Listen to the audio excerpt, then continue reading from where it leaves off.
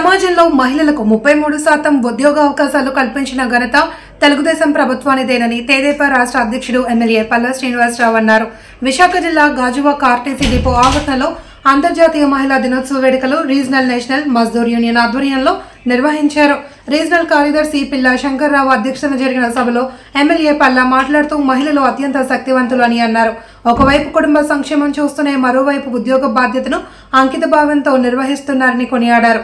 ఆర్టీసీలో పనిచేస్తున్న మహిళా కార్మికుల సమస్యలను ప్రభుత్వం దృష్టికి తీసుకువెళ్లి పరిష్కారం చూపుతానని తెలిపారు.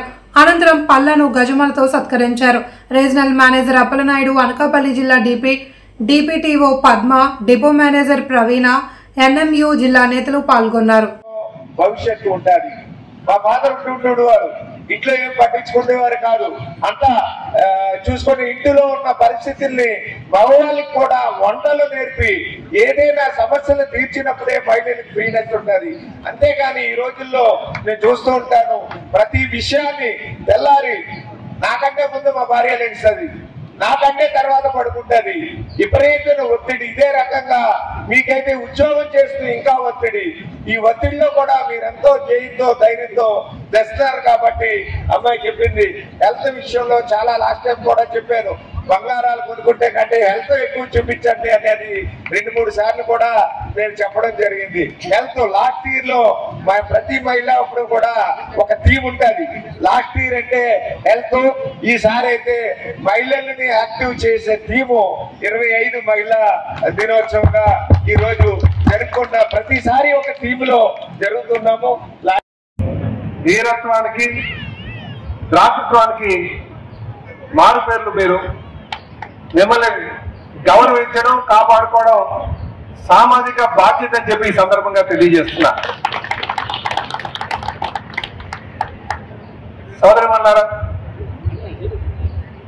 మేము ఎప్పుడు కూడా మీ అభ్యుదయానికి కృషి చేస్తామని చెప్పి ఈ సందర్భంగా తెలియజేస్తున్నాం. కీర్తిశేషులు నందమూరి తారక రామారావు గారు ఆయన మొట్టమొదటిసారిగా మహిళలకి వారి అభ్యున్నతి కోసం, వారి అభివృద్ధి చెందాలి అంటే ప్రతి ఒక్కరు కూడా ఎడ్యుకేషన్ ఉండాలి, విద్య ఉండాలని ఒక ఆలోచన చేసి మరి కాలేజీలో 33% రిజర్వేషన్ ఇచ్చారు. రేపు రాబోయే రోజుల్లో కూడా శాసనసభలో కూడా 33% మహిళా సోదరులకి స్థానం కల్పిస్తామని కూడా ఈ సందర్భంగా తెలియజేస్తున్నాం. అలాగే చూడాలరా, ఆస్తిలో వాటా కల్పించారని కీర్తిశేషులు నందమూరి తారక రామారావు గారు ఆలోచన చేశారు. అలాగే ఈరోజు డ్వాక్రా సంఘాలు కావచ్చు, ఉద్యోగాలు కావచ్చు, చంద్రబాబు నాయుడు గారు ఒక ఆలోచన చెప్పి ఈ సందర్భంగా తెలియజేస్తున్నా.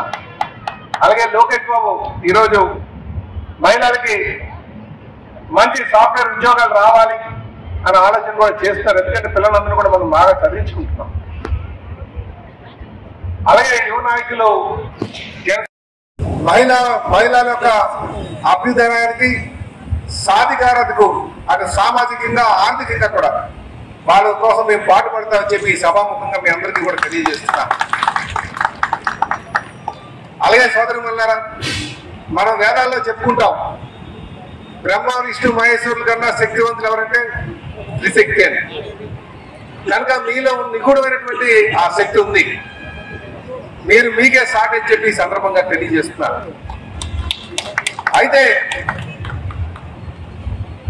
మీరు ఇంటి బాధ్యతలు తీసుకుంటే కొంతవరకు పర్లేదు, కానీ మీరు భర్తకి తోడుగా ఉండాలి, కుటుంబాన్ని నేను కూడా నా కష్టంతో నడిపించాలని ఇంకా ఎక్కువగా భారం వేసుకుంటున్నారు. అందుకనే పనిచేస్తున్నటువంటి మహిళా సోదరులుగా చూస్తే మగవాళ్ళ కంటే ఎక్కువ కష్టపడింది మీరే అనిపిస్తారు. ఎందుకని